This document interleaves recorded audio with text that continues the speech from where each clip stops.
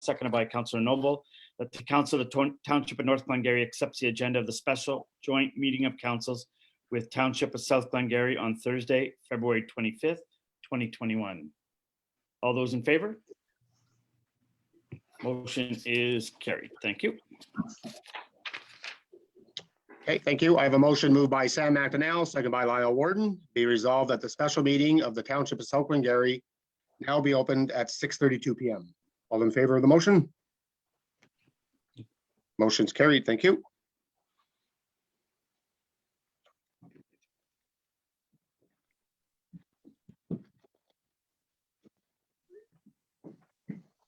Okay, just bear with me for a second. Kelly's gone to get the agenda.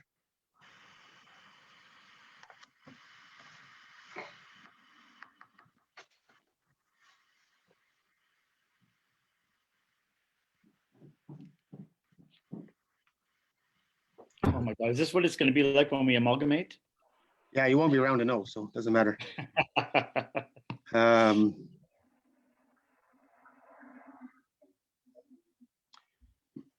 Amy, do you have a motion to accept the agenda as presented, or? We do not. Okay. I'll read mine. I have a motion moved by Martin Lang, second by Stephanie Jaworski. Be resolved that the Council of the Township of South Glengarry approve the agenda as circulated. Any additions to the agenda? Not seeing none. All in favor of the motion? Motion's carried. Thank you. So the first item on our business tonight is presentation from the Glengarry County Archives. I seen Alan earlier. Oh, there you are. Mr. McDonald, whenever you're ready, you can go ahead with your presentation. Hey, you're on mute, Alan.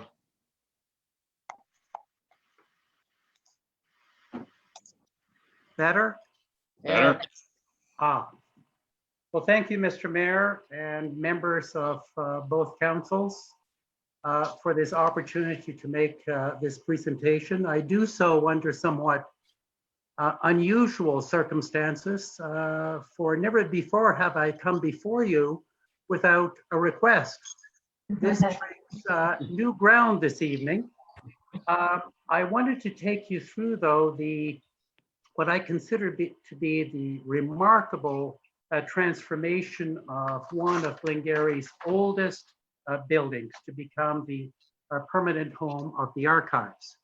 You'll recall that back in April of 2019, not 2 years ago, you took a leap of faith and you decided jointly to purchase the former Knights of Columbus building for a purchase price of $140,000.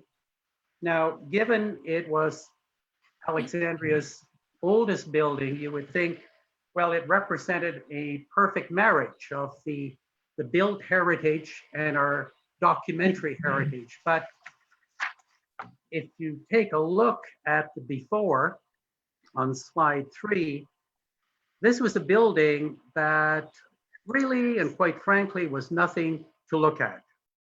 Stucco covered walls, angel stone brick addition, windows that had been altered significantly, in some cases totally closed in. The next slide, the before number 2, really that's a shot. Excuse me, yeah, I was going to say, are you able to share your screen? You're going to have to share your screen. Sarah was to be doing that. Okay, Oh, I Sarah, can go do ahead. that, yeah. All right, Sarah? There we go. There we go. Okay. So there we are. The purchase price was 140. There we are. So there's the building on the north side from Dominion Street, north looking south, and you can see it's a very drab, nondescript building. Stucco covered walls, etc. It's very, very plain. And the next slide is of the same character. And really, I can't fault, or I couldn't fault anyone at the time for thinking, what are we getting ourselves into? Is this going to turn out right? Does it really make sense? And the next slide, which is an interior shot, continues with that theme. In the ceiling was a one-time chandelier, long gone. You see the plaster molding in the upper wall. That was the last vestige of the original building. It had been totally gutted in the 1970s. Now, moving on. So in late 2019, we undertook a competitive procurement process. And out of this, we settled on a lead renovator, and that was Henry Peters. Now, the renovation could not have been in better hands with Henry Peters. He started work on the 6th of January 2020. We were hit with COVID, as you well know, in March, and then in April and so forth. We worked very carefully with the Ottawa Regional Office of the Ministry of Labor, as well as North Glengarry's building inspector, to ensure that we were on side and not violating any of the protocols. And thus it was that 102 workdays later, on the 10th of July, virtually it was all done. It was all done, but for one day of follow-on interior trim work, and of course the outdoor ramp. So with that, we moved very quickly and used the grapevine to bring forward volunteers to help us relocate the archives from GDS.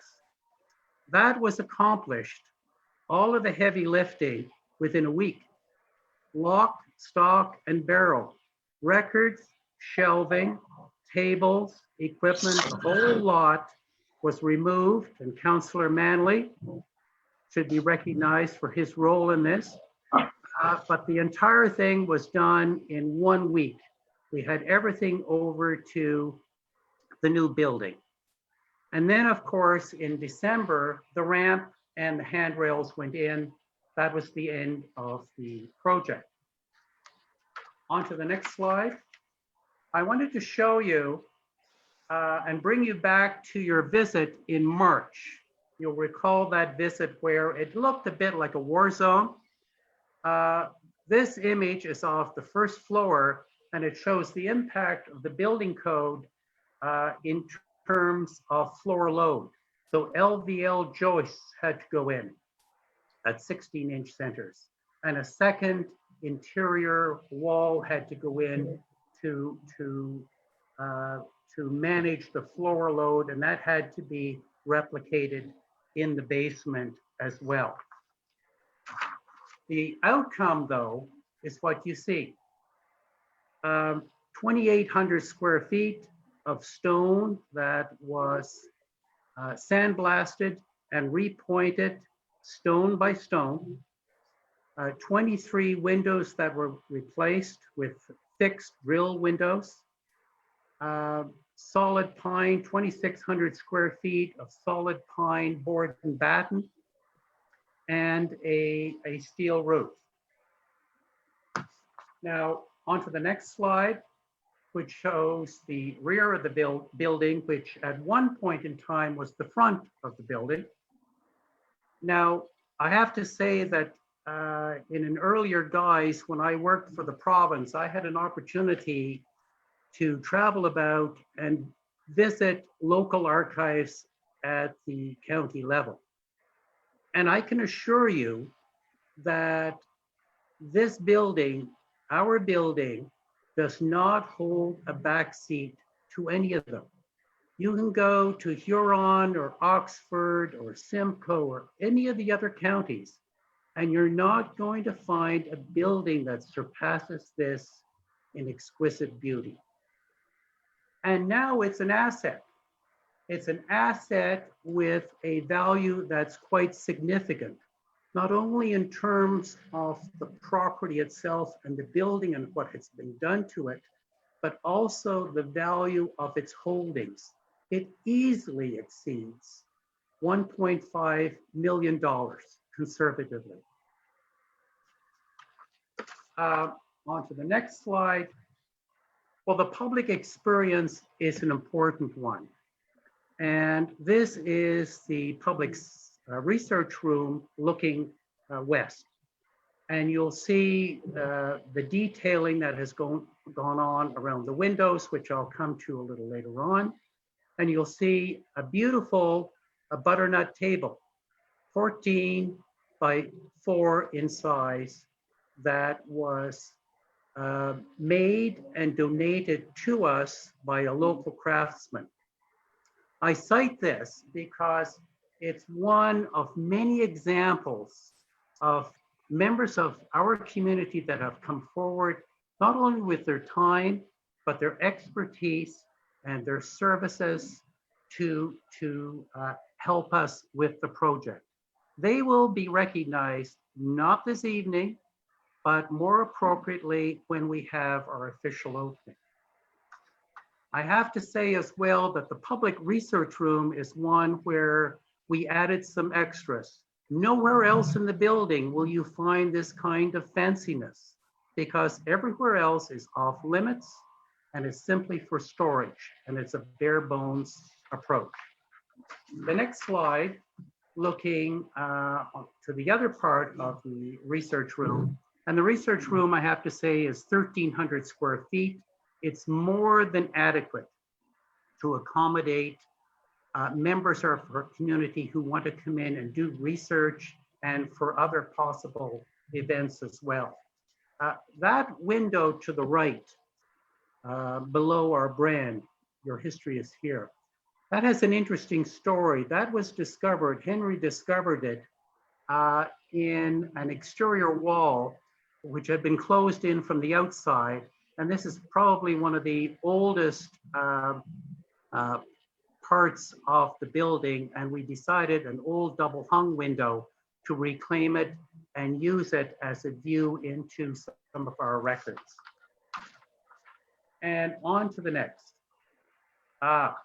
Now to the financials. What drove the costs? What were the impacts?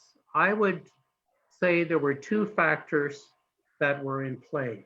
One was the non-discretionary, the must-dos as per the Ontario Building Code. So floor loads and fire separation. They had to be done in order to pass the inspection. The second area, and a much smaller portion, would be what I'd call the discretionary, the nice to haves. Those we approached with careful diligence, and we applied it only in those instances where there was a significant value add to the heritage character of the building. Let me give you two examples. The windowsills, 19 of them. We could have gone with vinyl covered, but I was advised in the strongest terms that that would be a form of desecration to the beautiful stonework that was being done. It had to be stone sills. And so 19 stone sills went in. The second, and I take you back to that previous slide on the public research room, we could have gone with baseboards and window trim, MDF. Well, MDF, despite it all, is quite expensive. And another of our local craftsmen came forward and said, I can give you solid pine trim. I can do that with a heritage look to it, baseboards, plinth blocks, trim, and architrave. And that's what he did. And at the end of the day, the cost difference was not significant, but yet it gave us pop in the public area itself. So now to the numbers. Well, the total cost, missed it, there we are. So the total cost is 438,000. Of that number, 33,000 would be engineering and architectural services, the unavoidable. What's left is 405,000, and that would be material, labor, and net HST. So going back to the 438 then, of that, 32,000 or 7% came from Trillium. You'll remember the March ceremony we had. And next up was both townships at 163,000 or 37% as your contribution. And finally, from the community itself, 56% or 243,000. That came from donations across Glengarry and also the diaspora of Glengarry. And finally, and there's always one or two loose ends. We are in the process of undertaking an independent review of our 2020 finances. A lot of money came in, a lot of money went out. And so a CA firm will be undertaking a review of that. It's simply due diligence. And finally, post-COVID, and we're hoping that's by the fall, we'll have an official opening, and we'll also have at the same time the unveiling of a donor recognition tree. So that sums it up. Are there any questions or comments? Mayor McDonald. Thank you, Alan. Alan, I just first want to thank you for the work you've done on this. I mean, it's we have an amazing building, and no way we'd have gotten here without you. You've pushed us far, and we're pretty happy that you did. I also just want to thank all the donors. $243,000 of donations is amazing, and I think that the townships have gotten off easy at $81K a piece to have a centerpiece building like this that is basically a legislative responsibility anyways for keeping our records. So just congratulations, Alan, and I look forward to the official opening when all this is over. So thanks. Thank you. Well, I have to say, though, that really at the end of the day, both councils were the linchpin in this. If you did not come forward and buy what I was selling, this would not have gotten off the ground. It's that simple. You were, in effect, the creditors that gave this the traction to go ahead. Your role was absolutely indispensable. You could have shut it down in April of 2019, and you didn't. So I thank you very much for taking that risk with me. Okay, thank you. Thank you, Alan, for your presentation. I'll open it up to any comments or questions from other members of both councils. Michael? Thank you, Mr. Mayor. As a new member to council and a ratepayer and somebody who is fortunate enough to get to look at this building pretty much, well, actually literally every day, I am pleased, and I know the community in general is very pleased with the way this has turned out. The feedback we've had from it is absolutely fantastic. And Alan, I think we both know how much work you put into this. So congratulations. Thank you. Thank you. Okay, thank you. Councilor Williams? Thank you, Mr. Mayor. Yes, I will echo those comments. Apart from the fact that, or the good news that we now have a permanent home for our archives, which I realize is what this project was all about, I'm particularly pleased about the restoration of that building, and how, Alan, you were very diligent about maintaining whatever historical elements you could. I know it was difficult. Some of them were lost, unfortunately, but you can only do so much. I believe that if it wasn't for North and South coming together and the work of Alan and his team, that this building probably never would have been restored to the glory it is today. So congratulations and thank you. Thank you. Thank you. Okay, thank you, Councillor Williams. Deputy Mayor Warden. Through you, Mr. Mayor, just on behalf of South Glengarry Council, I guess, and as being a board member, I can certainly attest to the work that Alan has done on this project, and very, very proud of this building.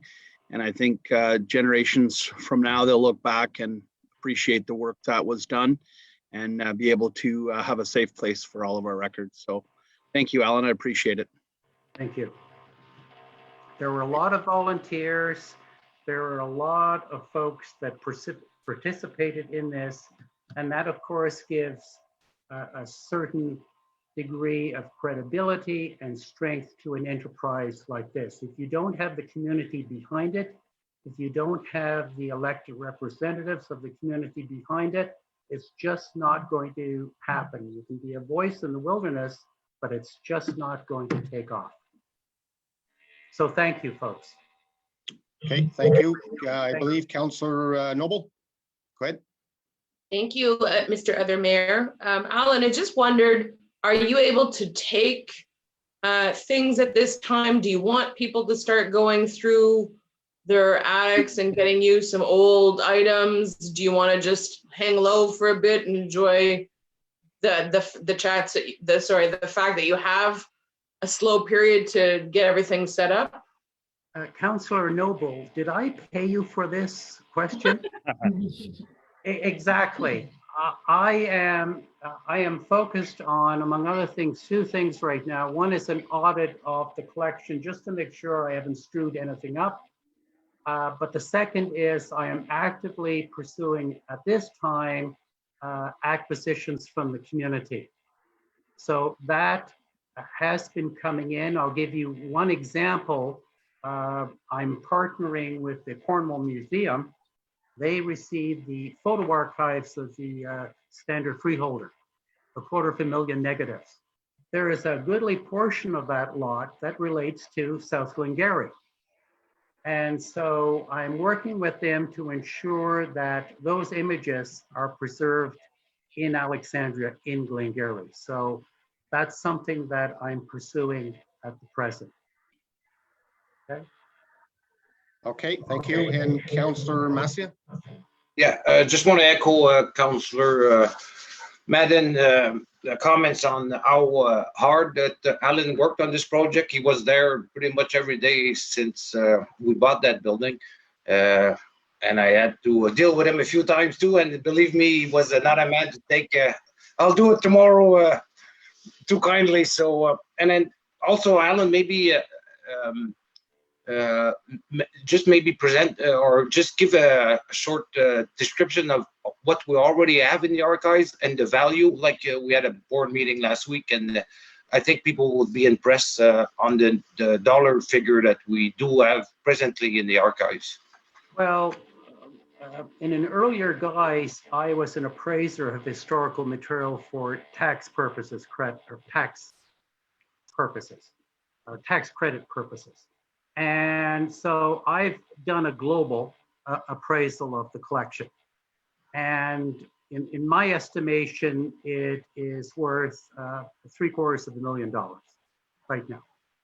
Yeah. When you add to that the value of the building and the property, you're way, way over $1 million. That's why I said it's an invaluable asset to you. And you both own it. Yeah, good. Thank you, Alan. Okay, thank you. Any other questions or comments from any members of council? Not seeing none. Thanks very much for your presentation, Alan. I can echo the rest of the colleagues around the table, how proud both councils are in regards to how this building come to, in regards to how it was completed and finished.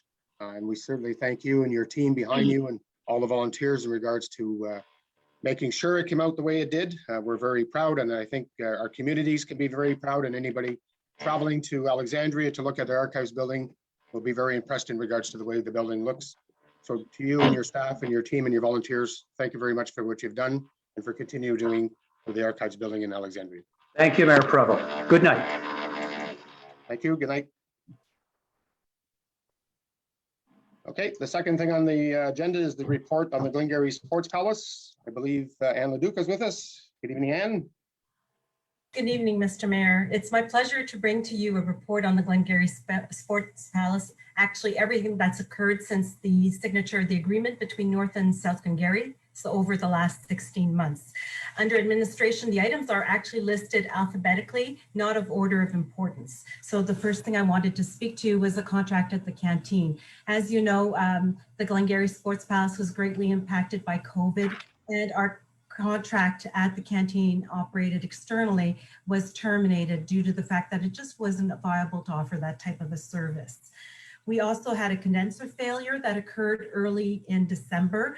Staff noticed some anomalies and we called in Simco, which are our maintenance contractors, into the facility. We discovered a pinhole leak up on the condenser. And when we did try to weld that pinhole leak, it just wasn't a sustainable, viable option for us. The metal actually began to melt. So we had to look at another option in order to be able to continue our season. And as you know, Maxville this year, the arena there was turned into a multi-sports pad. And it just so happened that the condenser that was installed there 2 years ago was of exact fit. So same horsepower, same liters and size. And we were able to remove the condenser from that facility and install it over at the Glengarry Sports Palace. So just to give you a bit of an idea of a timing, on December 1st, we noted the leak. On December 2nd, we went forward with the welding. On December 3rd, we started with the moving of the unit. On December 5th, we were fully certified by TSSA to start back up the refrigeration plant at the Glengarry Sports Palace. In the meantime, the ice had lifted, so we had to remove the ice. On December 5th, the refrigeration plant was started back up. The ice was back in by end of day on Wednesday. On Thursday, we invited some individuals to come in and skate just to break up the ice to reinforce the surface. And we reopened to the general public as of the 11th of December. So that was quite an accomplishment in itself. And it was due to staff as well as to the contract maintenance operator that we were able to accomplish this feat.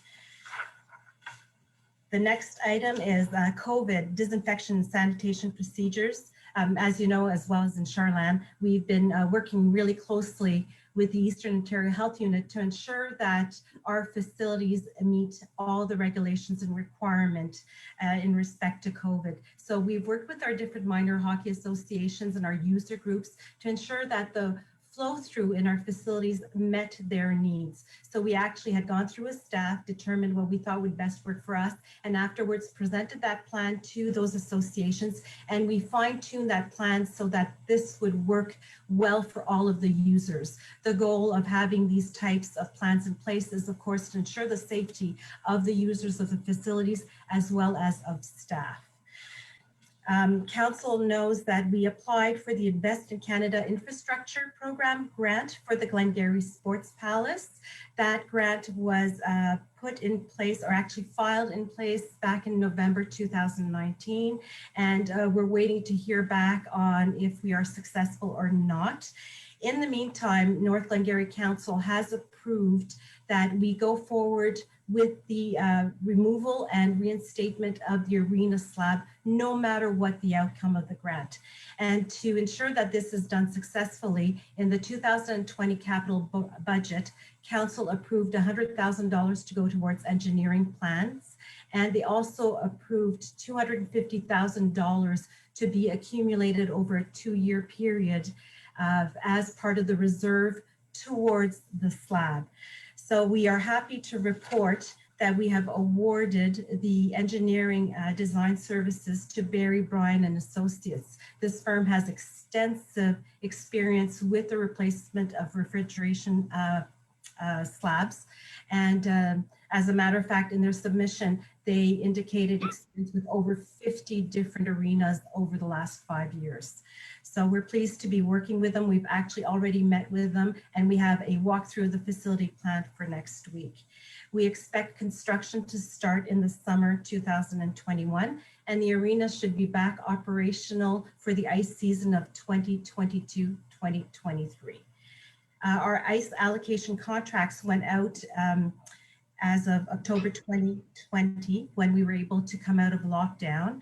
And as you know, of course, in December, we did get put back into lockdown, but our users have all returned to the facility. The only association that reduced a few of their hours is the Alexandria Minor Hockey Association.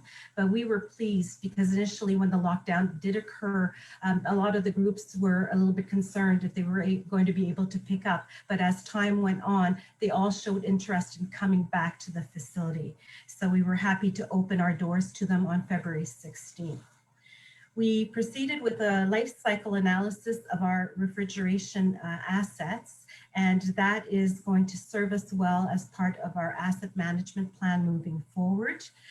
We also physically relocated the council chambers to the Glengarry Sports Palace Community Hall, which, as I should mention, was renamed the Michelle de Prado Hall in honor of our councillor that passed away recently.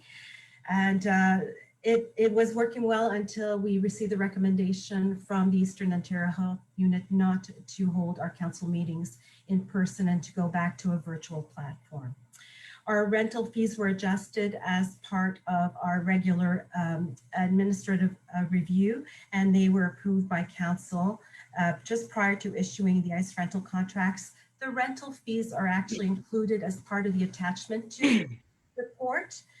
And due to COVID, of course, our staffing levels were adjusted. We basically retained the services of only the lead hand at the Glengarry Sports Palace. But now that we are back fully operational, our staff is also. So that concludes basically the administrative side of things.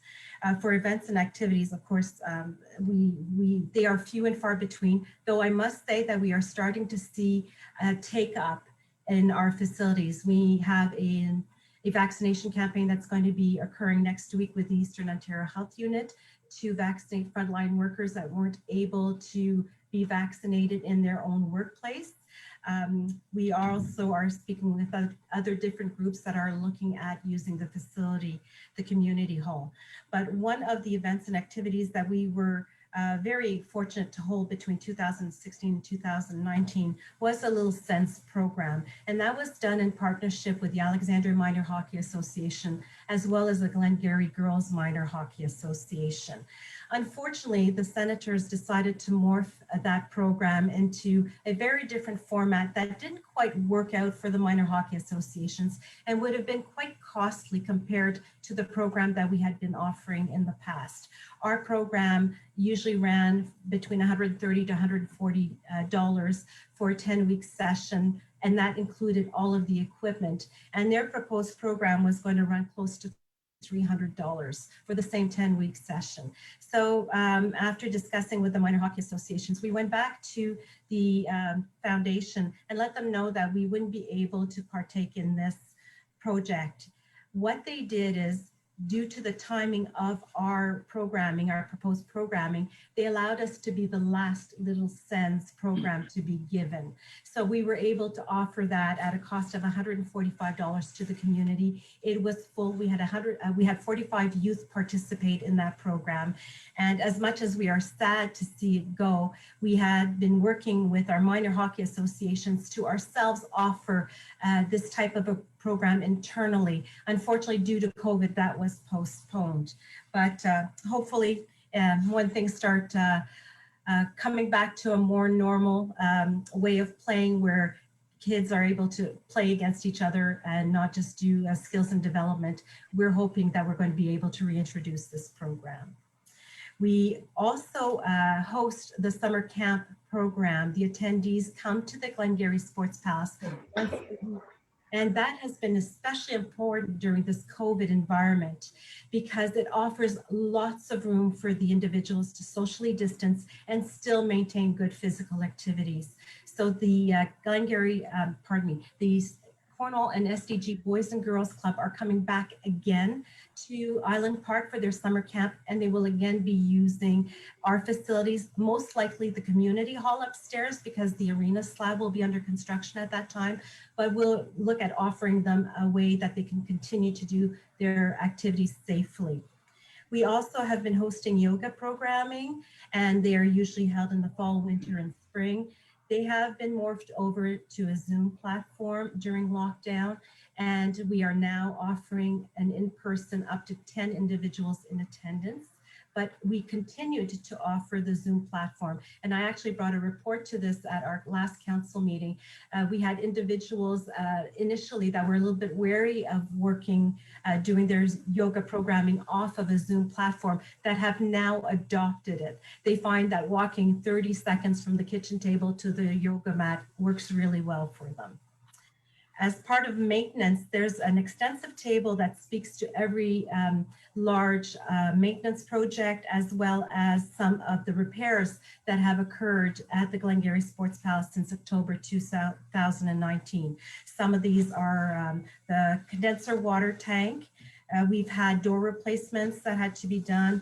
The cook range upstairs in the community hall was replaced. We did a refurbishment of the Alexandria Library bathroom. As you know, the library rents from the Glengarry Sports Palace. That bathroom did not meet accessibility, and individuals were referred over to the Glengarry Sports Palace whenever they had to use an accessible bathroom, and that was not viable. So we undertook the renovation, and the patrons over in the library are very pleased with the result. We also have regular inspections done by the TSSA, and we comply with those. Our reports are always submitted way before the deadlines. We realize that it's very important for us to keep a good, healthy relationship with the TSSA. And that was demonstrated when we actually had to replace the condenser. We were able to call them on a Thursday afternoon, and they were in on a Friday morning to do our inspections. So we were pleased with that. We reinstated a sidewalk to meet accessibility requirements in front of the Glengarry Sports Palace. There have been several painting projects that have occurred, especially with the closure of the facility due to COVID. We have installed plexiglass to ensure the safety of patrons as well as our staff where need be. We've also installed closed circuit cameras to ensure the safety of the facility. And we had an inspection of our fire suppression system over our cook areas, and some parts were replaced, brought back up to code, as well as fiber installed in the building. So those are some of the major projects that have gone up at the Glengarry Sports Palace. So I'm pleased to take any questions. Okay, thank you. And I guess I do have a quick question in regards to the agreement that North and South have in place in respect of our 12-year agreement. And we're approximately about a 9.5 in now, or 2.5 in now, I guess, and 9.5 left to go. Should be the other way around, Jamie, but in regards to minor hockey, and I don't know if you can answer the question or not, but do you know how many South Glengarry residents have been still participating with minor hockey in North Glengarry? So for the Glengarry girls, I would say that the numbers were just about the same as we reported back initially in April 2019. For minor hockey, the Alexandria minor hockey, they did have a reduction in numbers. So I would have to approach the registrar to get those numbers, but I can definitely do that and bring that back to council. Sure. Okay. Thank you. Deputy Mayor Warden. Through you, Mr. Mayor, and thank you very much for the report. One of the things that in your report that really stuck out to me was the replacement of your pad.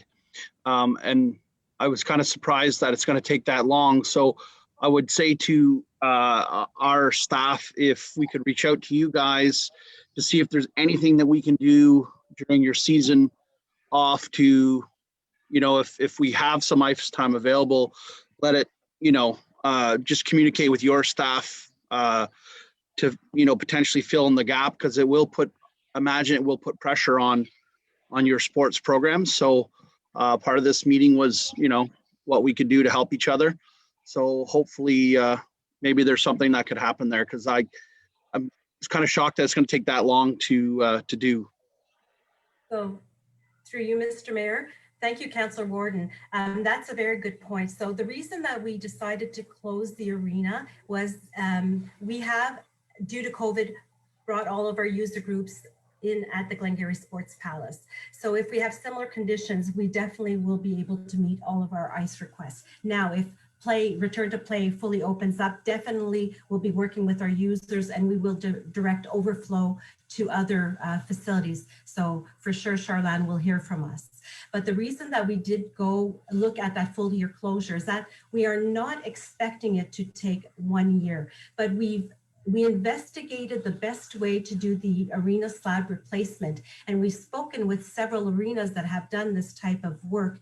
And whenever they have given themselves 4 or 5 months to turn over a project like this, the project has always run longer and been more costly because they are working in a very compressed period of time. So what we wanted to do was ensure that we were able to get the best value for our money and to give the time, pardon me? Sorry, no, nothing. Sorry, and to give the time to contractors that wanted to bid on a job to have a bit of leeway. So let's say if a contractor was only available, and I'll take a fictitious month, in September instead of August, and we would get a better price because they're able to accommodate us in September. Definitely, we were wanting to do that. If the project finishes early and under budget, we will be extremely pleased. If it finishes within that 1 year period and under budget, we will be pleased with that also. But we wanted to ensure that we did have the leeway there. Subsequent, Mr. Mayor. Yeah, go ahead. Perfect. Thank you very much, Anne, for that.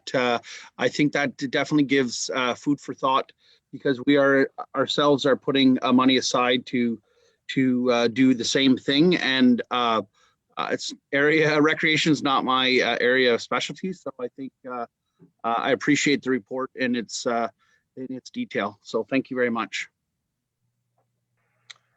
Okay, thank you, Councillor Jaworski. Thank you, through you, Mr. Mayor. Thank you, Ms. Leduc, very much for your report, and congratulations to your staff for being able to change out the refrigeration unit and get the ice back in as quickly as they did. I have 2 questions. My first question is, what specific indicators did you use to determine that this was the time to replace your slab? And also, are you doing any upgrades beyond just switching out the slab? Through you, Mr. Mayor. So actually, for the last 3 years, we've been submitting reports either to the Glengarry Sports Palace Board or to Council about the fact that we were cognizant that we had a brine leak in the arena slab. And we used a product that actually temporarily would seal that leak. And the guarantee on that product was for between 6 months to a year. And we actually ran 4 ice seasons on that product. So we knew every time we came to startup that there would be a chance that we would not be able to offer ice to our users. And when we had the opportunity to apply for the grant, we knew that the timing was right to look at this project as a whole, as well as to set a date in stone for the replacement of the slab. And Council agreed with that approach. They realized that at one point we would either do it as an emergency repair or as a planned repair. And we much prefer to go ahead with a plan. And to speak to the other components, we are actually looking at doing accessibility and efficiency repairs along with the replacement of the arena slab if we are successful in obtaining the ICIP grant. So that grant does encompass different things like different types of seating, access to the bleachers. We're looking at redoing some of the change rooms. So there are different components which are listed in the report that would be addressed. Thank you very much. Okay, thank you. Councillor Wesling. I just sorry. don't. Thank you. I didn't want us to lose sight of also having an available arena in Maxville, a very generous offer about having Charlene available, but still hopeful that we'll have ice again in Maxville. Any news on that? Through you, Mr. Mayor.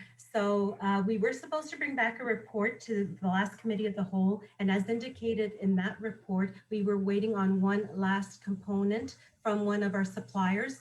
They have given us that information and we'll be bringing the different options back to council at the next committee of the whole. Okay, thank you. And just, I apologize, I didn't hear the date you were considering starting the replacement of the ice pan? So we're looking for this summer. The designs should be done by the end of May. And then we're going to go out for construction tenders.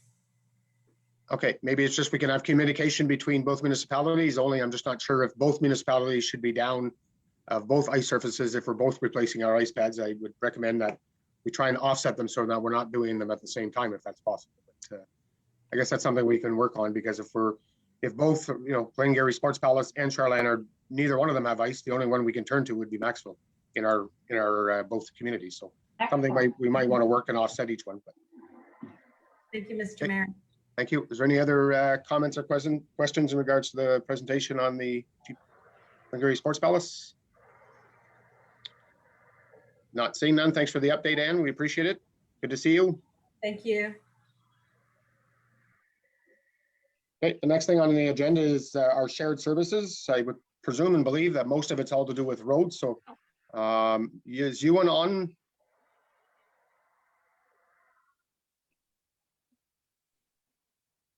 Oh, there you are. Maybe Ewan, you can have a quick conversation in regards to the joint services we have with roads. And if there's any other services that we have that I'm not thinking about, then Sarah or Tim can jump in at that point. Thank you and welcome everybody. The Township of North Glengarry and the Township of South Glengarry have had a long-standing relationship in sharing services for roads. We have over the years shared equipment. We have an informal agreement for the sharing of the municipal services, particularly winter services for the Kenyon 1, the boundary road between the north and south boundary. There has been in the times past some discussion about formalizing that agreement, but typically it has worked over many years with the road managers working out what sections they will maintain and ensuring that the level of service is there. So that has taken place over many years. In a broader perspective, both North Glengarry and South Glengarry have also participated with the SDG counties and the partner municipalities in SDG counties on joint tendering initiatives for many materials and resources such as winter salt, culverts, plow blades, vehicles. The list is fairly extensive. And those road managers meet about 3 or 4 times a year. We have a very close relationship with our neighbors in all of the SDNG communities, as well as with the city of Cornwall. And we also look at sharing our resources in sharing of information regarding tenders, specifications for road construction projects, for equipment replacements and tenders. So we have a fairly robust history of sharing. I go back to the days when I was, if I can for a moment, discuss the relationship I had with Jean-Guy Levert in North Glengarry, and he was somebody that accepted me as at that time a fairly young supervisor and worked collaboratively with me and with South Glengarry. And that relationship has nurtured and extended to the supervisors in both the roads and also in the public works areas of water and wastewater over the years. So we do have a very healthy relationship with the administrative sharing of public works resources and collaboratively to the extension with SDG municipalities, communities, and the city of Cornwall. Okay, thank you, Mr. McDonald. I'm not sure if you did state that at the beginning. Did you say we have signed joint agreements between both municipalities, or we do not at this point? We do not have formal agreements for the boundary road. shared services agreement. There has been some drafts done up in the past, but typically it has been left in the hands of the supervisors to work out the level of service and work out who's doing what section of road and deal with those issues. So a formalized agreement has been something we've been discussing for some time, but at this point, there is nothing in the file to that effect. Okay, maybe it's something we can look at. Just before we go on to questions or comments, I just want to know, let the resident or council know in North Glengarry that this is Mr. McDonald's last meeting with the Township of South Glengarry. He is retiring fully tomorrow afternoon, so we wish him all the best again, and thanks for being here tonight, Ewan. If there's any questions or comments for him. Deputy Mayor Warden. Through you, Mr. Mayor, it's more of a comment than a question, Ewan.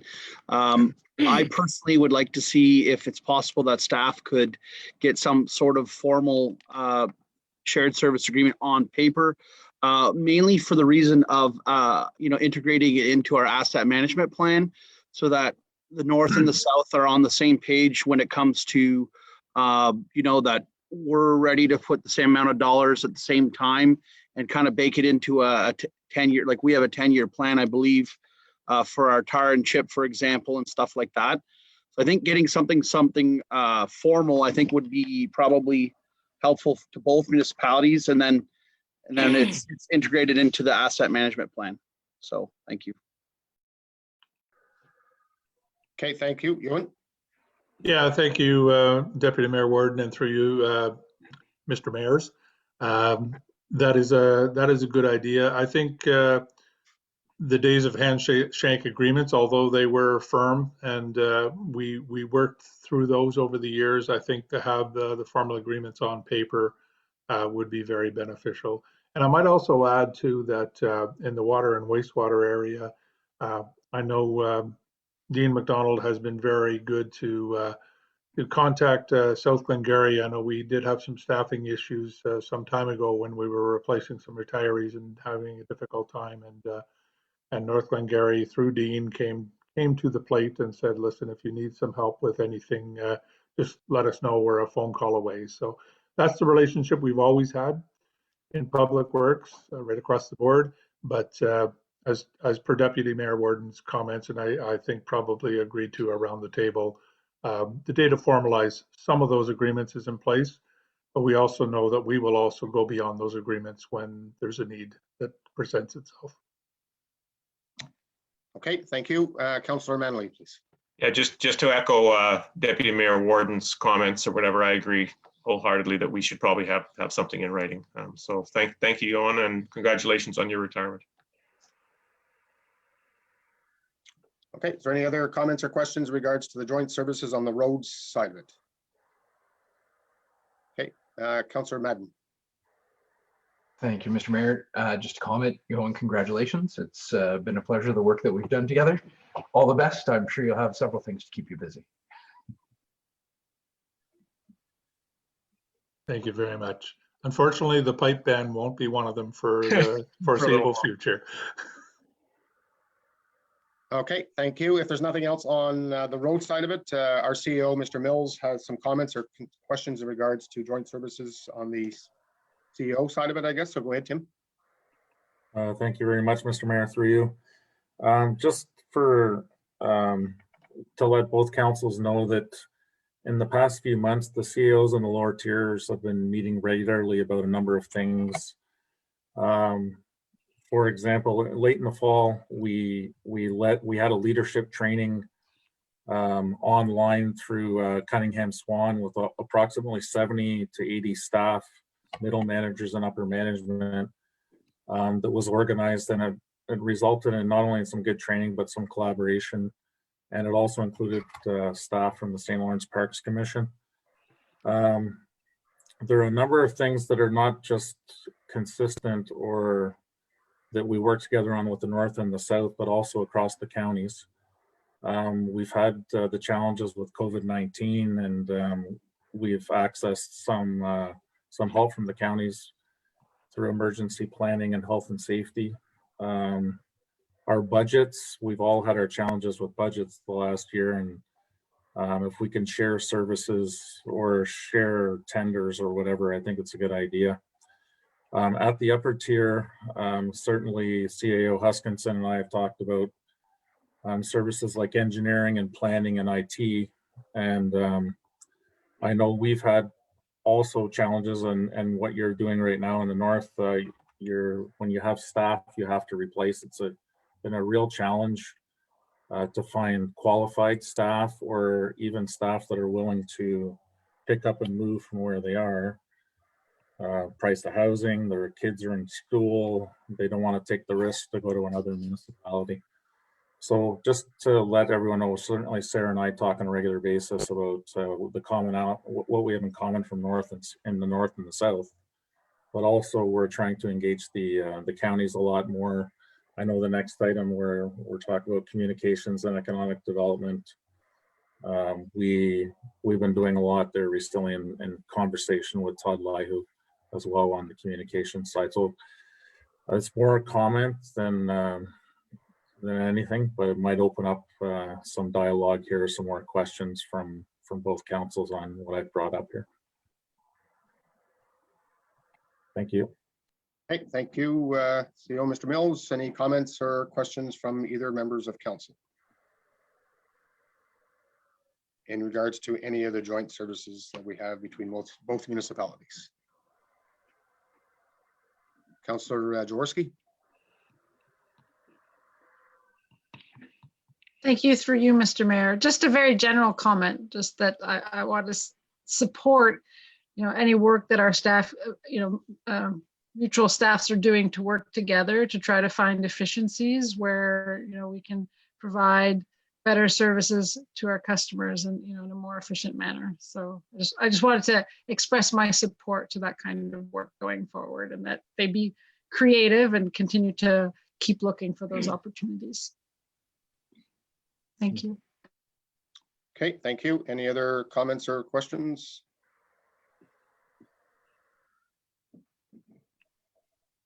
Okay, not seeing none. Thank you, Mr. Mills and Mr. McDonald, for the report on the shared services. The next one is number 4, is communications and economic development.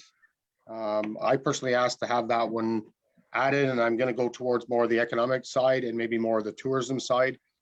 Conversation I had with our economic person, Shauna Baggs, probably about 1.5 years ago, until COVID kicked in and it was kind of put aside on the side burner.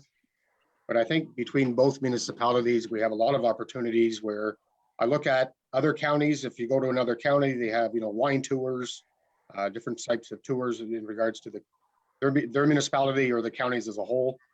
But I think, as a joint municipalities between the north and the south, I think we have lots, especially in the historical side of it. I think we have lots to offer between both municipalities. And I'd like to see our economic and tourism departments, either right now, I guess, would be maybe Anne Leduc and Shauna Baggs working together to see if we come up with some type of a tour. It could start off with a bus tour, leaving Lancaster and running through South Glengarry for our historical sites that we have, and then running through the North Glengarry site and having lunch maybe in Alexandria, returning to Lancaster, maybe in the afternoon, taking a cruise on the boat that we have with Mr. Martel and then visiting the St. Lawrence River. And I think there's lots of opportunities we have to promote North and South Glengarry, but we need somebody to pick that up and try and promote it the best way we can. And I know the conversation I had with Shauna about 1.5 years, 2 years ago is that she was gung-ho with something like that. And of course, COVID kicked in and that kind of, like I said, put it on the side burner. But there's no reason why we can't do a joint partnership with something like that. I think, just doing one municipality versus the other, I think maybe we're too small, but combining both of us, I think we can have a full day tour between both municipalities. So I don't know if there was any comments on that side of it in regards to economic and tourism and that aspect of it. And I talking to Tim Mills on a regular basis, the communications we have through Todd Lyhu, that he's willing and wants to work with partnerships with municipalities in respect to communication. So, he thinks a lot of it should come as a lead from the county level and working its way down to the municipality. So that's great to see, but I will open up to any comments or questions or opportunities. Deputy Mayor Williams. Thank you, Mr. Mayor. Yeah, I think you're really onto something there. As you know, several years ago, North and South developed the Glengarry Routes Tour.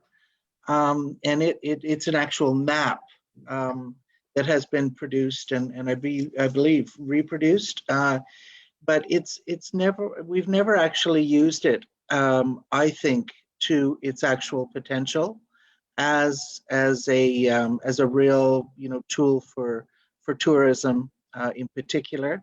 So, maybe we can look at that. We can sit down north and south and really sort of figure out, okay, do we need to print more of these things? Do we need to make some changes? How can we collaborate and really, put the wheels on the bus on this? So I quite agree with you. Okay, thank you. I agree, Carmen, only to the fact that, having that map is wonderful to have. But we're hoping and expecting people to come into the municipalities and pick up the map and then take the tour. But I think there's an opportunity where we can offer those tours as a joint between both municipalities. Councillor Madden, please. Well, thank you, Mr. Mayor. And to follow on that point, and the point that you just made, we're asking people to come and pick up maps. And if we could see our way to digitize this, make it available on our websites, make it available on social media, and ideally with cooperation through Mr. Lai, who we, if we can get it on the county's website as well, we'd have some good coverage with it. I mean, there's potential there for layers.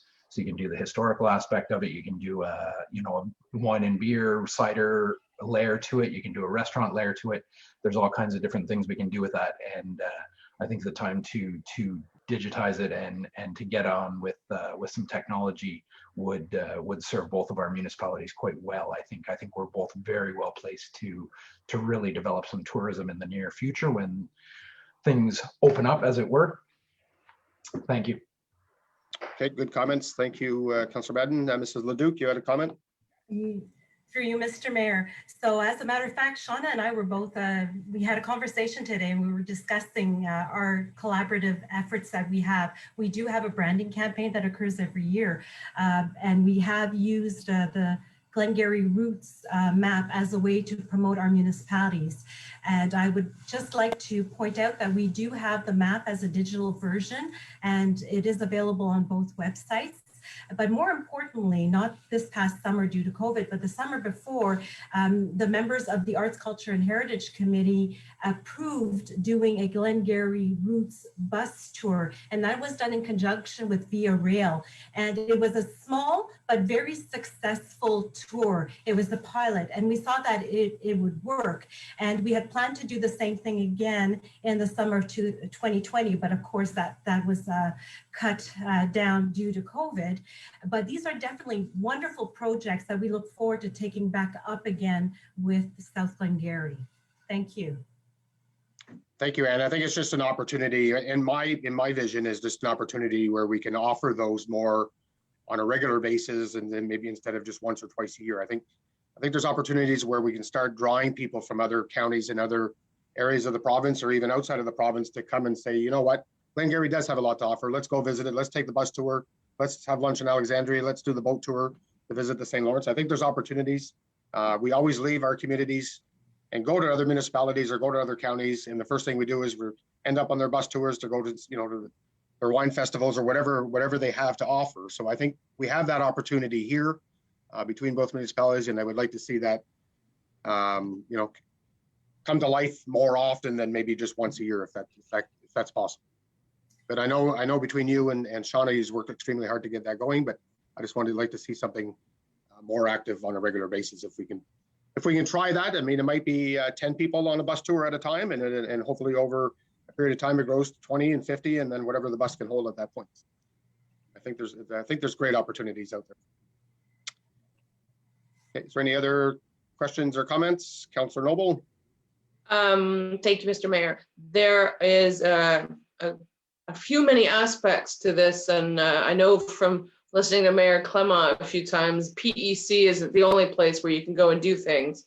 And then working with the Miquelkeel BMA, same reason, trying to get people to town, because Prescott Russell has been trying to promote themselves as a destination, promoting in the Ottawa Citizen as a self-drive. So you have to have a map of some sorts, because everyone has GPS, which around here, we all know how well that does work, but you have to make it very simple for people. There can't be any question. If you're asking a city person, and I know this from experience getting people out of Ottawa, Montreal, you have to make it very simple because they don't want to get lost. They don't want to feel like the 100-kilometer drive is too much. And then when they get there, they'll be driving, they'll be all running around. So whether you do a bus, which of course is very expensive, whether you do a self-drive, and like Mike said, you can do the historical. Do you want to see buildings, especially having archives as one of the main stops? Do you want to see a vineyard? Do you want to do a water cruise? What do you want to do? How do you want to do it? We have it. So we could probably have 5-10 options. Like I said, self-drive is the easiest. And then hook up with your restaurants. And of course, we all know Miss Eleanor McGrath and Gina Dragoni, as far as getting agritourism going. I tried to tackle it last year, and it's a tough topic. But if you put it out there, I think everybody in this community knows something, and it's just all a matter of connecting some of these people. And I think absolutely, you could literally put Glengarry on the map. Okay, thank you. Any other questions or comments? Councillor Jaworski? Thank you, through you, Mr. Mayor. I just want to make a general comment that I think in terms of specifically the tourism file, I think, sort of the size and scope of our county is a good size to be able to really, work on the tourism piece. I think, frankly, each of us on our own are a bit too small. I think each township on its own, it's a bit too small to work really well from a township and from a tourism perspective. I think you can have much better, different themes if you include us together. So again, similar to my previous comment, I'd really encourage our staff to work together on this kind of file and see, what are other joint initiatives that we can do beyond, beyond the Glengarry routes maps that have already been done, or expand on those. Because again, I think in terms of having that critical mass, I think we really have to work together on tourism specifically, if we want it to be successful.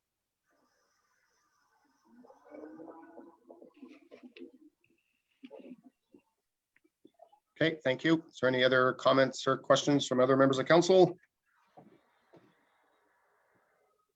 Okay, not seeing none. I think that's probably enough information to send back to Shauna and Ann, that they can work together and hopefully come up with some type of solutions that we can draw more people to North and South Glengarry to show off all our historical and activities that we have going on, our markets and so on. So we'll leave it in their hands. I know we'll leave it in two capable hands, as I should say. Thank you for that. I'll go to number 5, support for Glengarry organizations. I'll ask Tim Mills, our CEO, and Councillor McDonnell. You okay? Yeah, thank you. Okay, sorry, thank you. I'll ask Mr. Tim Mills and Lachlan McDonald to step into this one if they would, please. Okay, thank you very much, Mr. Mayor. I don't know that we're the only ones that should give input here, but so there have been a few organizations that have been noted tonight where we, our municipalities jointly fund, namely the archives and the Glengarry Sports Palace, but there are others that do ask both councils for funds at the same time. For example, the Glengarry Sports Hall of Fame. I'm not sure if any of the museums, we have the ruins in St. Raffles, the Celtic Music Hall of Fame certainly would be with both counties. So it was just to bring it forward for discussion about, would we consider a joint process where if we have organizations that cross borders, whether it's a museum, a Hall of Fame, or a nonprofit, that we would have a standardized process for that. I don't know if you want to jump in here, Lachlan.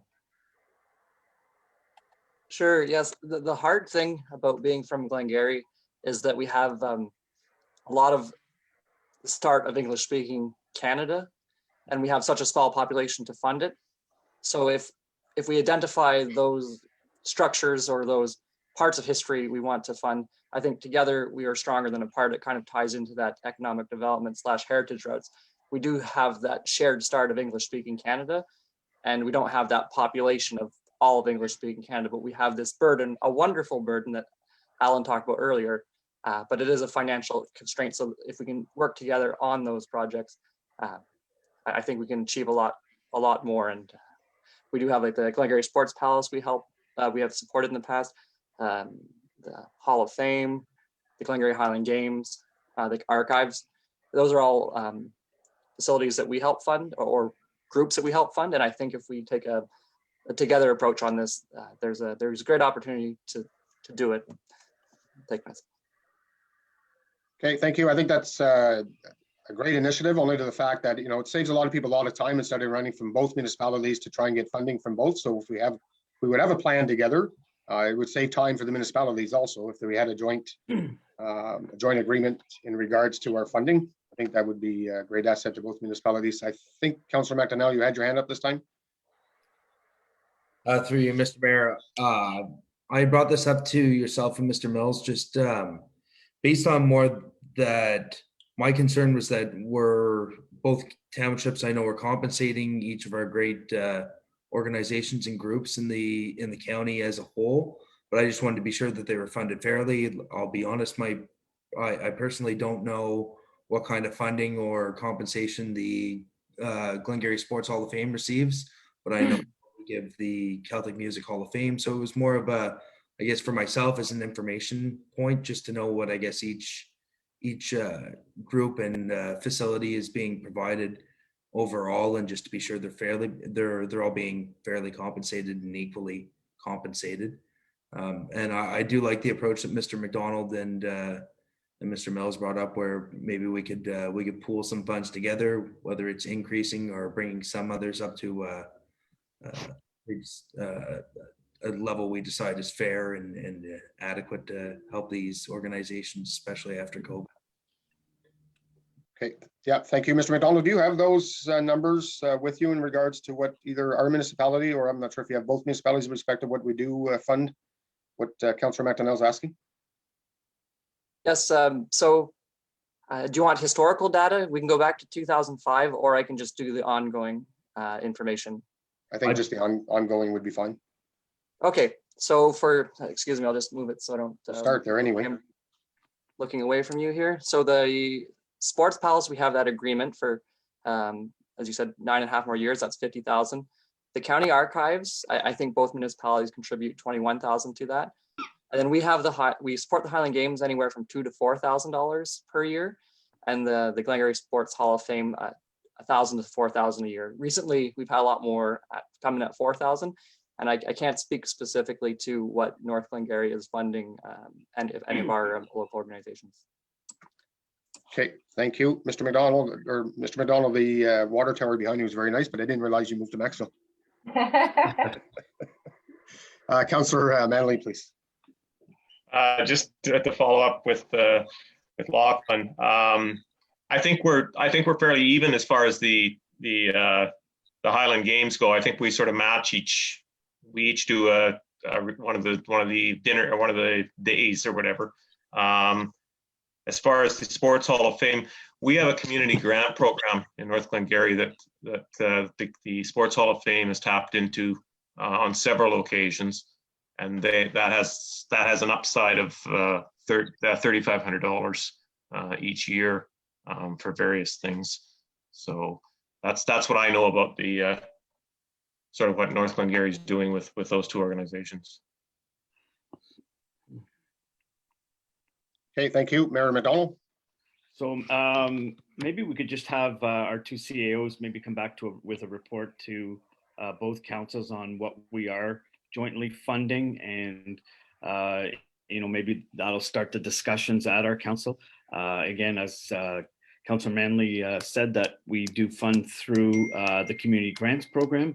But again, if we're funding some of these every year, such as the Highland Games, that maybe we have something more formal between the two companies. But I think if we could leave it with our two CAOs to come back with a report to council, and maybe it's something that we can look at and maybe move forward on.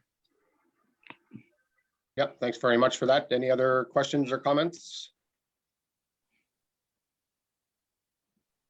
Not seeing none. Well, that brings us to the end of our agenda for this evening. So on behalf of South Glengarry, I would like to thank North Glengarry for joining us this evening for our joint meeting. We hoped at some point we would have this face-to-face instead of virtually, but maybe we can maybe try and plan one for later this summer, late summer or early fall. We can meet face-to-face and discuss any other items that we want to talk about at that present time. And between both CEOs and other administration, they may come up with some more ideas in regards to how we can work together jointly in regards to both municipalities. So there's no other comments or questions. Mayor McDonald? I just want to echo your sentiments. It's just thank everyone for coming out tonight. It's good that we can meet together. I'm glad Ewan brought up the Boundary Road. It was on our agenda for the next meeting to put a wall up, but I think we'll hold off on that at this point. You know, we do share a lot of similarities, and you know, I oftentimes when I'm coming to town into the office, Sarah and Tim are on the phone. I generally think they're just talking about us, but hopefully they're getting some work done. So it's good. So hopefully we'll keep working together, and it's great to have everybody out tonight. So thank you. Thank you. Mr. McDonald, is South Glengarry paying for the wall, or is this a joint adventure between Of both? course you're going to pay for the wall. I mean, it's goes without saying. Yeah. Okay, Councillor Massey, please. Yeah, thank you, Mr. Mayor. As we all know, we heard a lot about tree cover and tree cutting over the last year and 2 years ago. And as yourself and Councillor Lang, we sit on the board of the RRCA. So tonight, being this joint meeting, I hereby challenge South Glengarry in the tree planting for this year. I brought up the idea of the RRCA, so all the SDNG members could create a contest every year, so we see how many trees we could plant as townships either. So I challenge you guys. I think the RRCA still have a lot of trees, so it's gonna go, I guess, with the distribution of RRCA trees to our township, and the challenge is on. So we'll try to make this year a success. And if everybody, I was thinking, if every councillor took 10 trees home and planted it somewhere, it would still add up to a lot of trees after over the years. And we should promote the tree planting program too, that I'm sure both township offer. So anyways, just a challenge is out there. So hopefully we'll see who the better planter is or are. Thank you. Thank you, Councillor Massley, and we do accept the challenge, and we do have great soil here in South Glengarry, so we'll be way ahead of you. Any other comments on anything on the agenda this evening? Not seeing none. Again, thanks very much. I do have a motion. I have a motion moved by Stephanie Jaworski, second by Lyle Warden. Be resolved that the Council of the Township of South Glengarry adjourn to the call of the chair at 7:49 p.m. South Glengarry Council, all in favor? Motion's carried. Thanks very much. Mr. McDonald. I have a motion moved by Councillor Manley, seconded by Councillor Madden. There being no further business to discuss, the meeting was adjourned at 7:49 p.m. North Glengarry Council, all those in favor? Motion is carried. Thank you, everyone. All right. Thanks very much, everyone. Enjoy the rest of your night. Good evening. Good night. Yeah, take care, everybody. Night all. Night.